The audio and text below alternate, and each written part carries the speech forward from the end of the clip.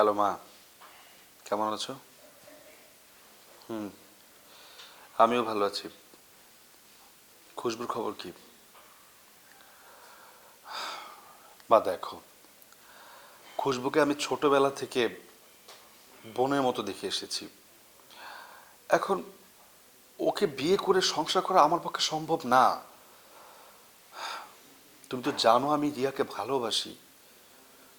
আর আমি তোমাকে কথা দিয়েছি, খুশবু যতদিন পর্যন্ত তার পছন্দ মতো পাত্র না পাচ্ছে ততদিন পর্যন্ত আমি রিয়াকে বিয়ে করব না।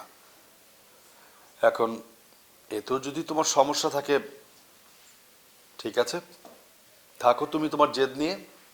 আমিও বিয়ে করে আমার বউ নিয়ে তোমার সামনে হাজির হব। কোনো দরকার নেই।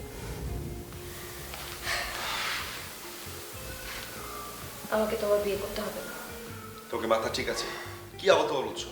আমার মাথা ঠিকই আছে। মার আশীর্বাদ ছাড়া আমরা কখনোই সুখে থাকতে পারবো না তন্ময়। দেখো, আমি আমার মাকে চিনি।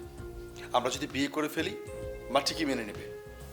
না, আমি এইভাবে বিয়ে করতে চাই না। আমিও তো চাই না, কিন্তু কি করব? কিছু তো একটা করতে হবে নাকি? দেখো, আমরা আগামী শুক্রবারই বিয়ে করে ফেলবো, বাস। কিন্তু তন্ময়, আমার ভীষণ ভয় হচ্ছে। কিসের ভয়? দেখো, যত সমস্যা হোক, যত বিপদ আসুক, আমি তো তোমার পাশে আছি।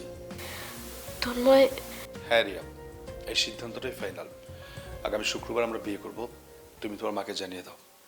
না, আমি জানাতে পারবো না।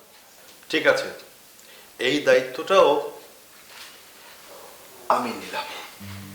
এবার যাও, দরজাটা চাপিয়ে দিয়ে আমার এখানে এসে বসো। পারবো না। মানে কি? আমি যেটাই বলি সেটা তুমি করতে পারবে না? হ্যাঁ তাই, কারণ তোমাকে আমার এখন ভয় লাগছে।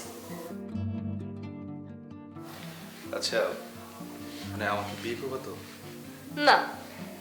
কি?